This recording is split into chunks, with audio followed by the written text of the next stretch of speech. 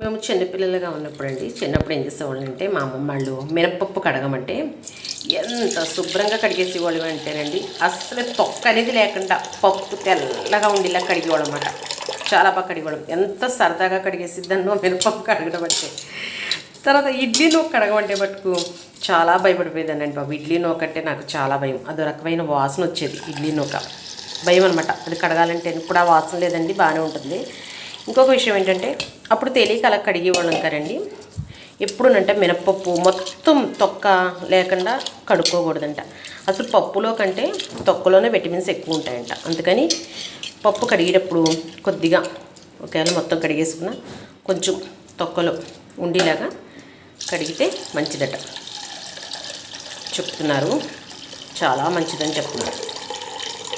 Try చేయండి మీరు కూడా. మీకు తెలుసా ఈ విషయం? నాకైతే ఈ మధ్యనే తెలిసింది.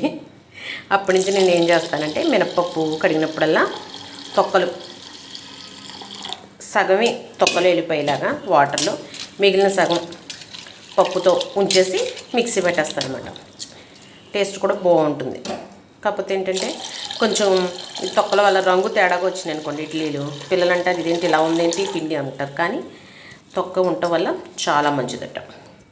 మీరు కూడా శుభ్రంగా కడిగేయకుండా కొంచెం తొక్కలు ఉంచుకునేలాగా చూసుకోండి.